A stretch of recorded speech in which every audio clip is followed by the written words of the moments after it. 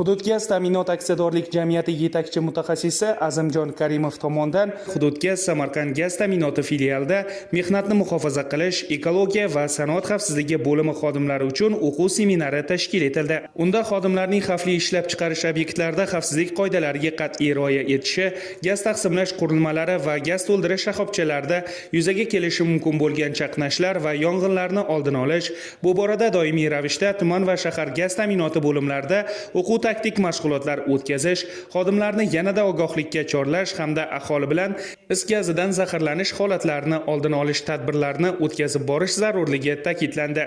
Bundan tashqari har bir mehnatni muhofaza qilish va sanoat xavfsizligi xodimi shahar va tuman bo'limi xodimlarining xavfsizlik qoidalariga amal qilgan holda ish jarayonini tashkil etishi qayd etildi. Hudud gaz Samarqand gaz ta'minoti filialiga qarashli barcha shahar tuman gaz ta'minoti bo'limlari, xavfli ishlab chiqarish obyektlaridan mehnat muhofaza qilish, sanoat xavfsizligi yetakchi muhandislari bugun seminar suhbatga yig'ilgan. Bular har bir xodim o'zlarini bajargan ishlari bo'yicha hisobot beradi. Kelajakda 26-yildagi qilinadigan ishlari bo'yicha o'zlarining rejalarini, tasdiqlangan rejalarini taqdim etadi.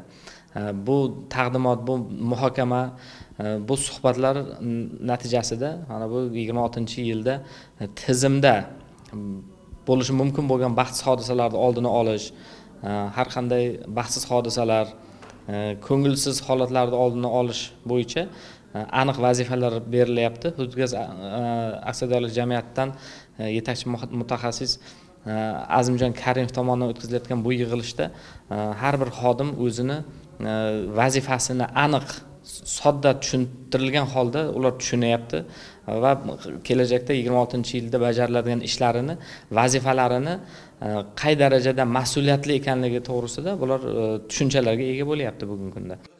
Shuningdek, tizimda shaffoflikni ta'minlash, xizmat faoliyatida halollik va mas'uliyatni yanada kuchaytirish hamda korrupsion holatlarni oldini olish bo'yicha muhim tavsiyalar ilgari surildi.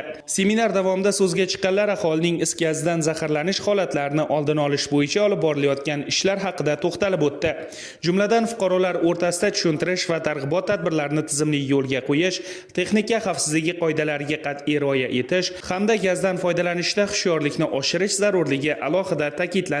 Shu bilan birga, ishchi xodimlarning xizmat jarayonida xavfsizlik talablariga amal qilishi yuzasidan zarur topshiriqlar berildi.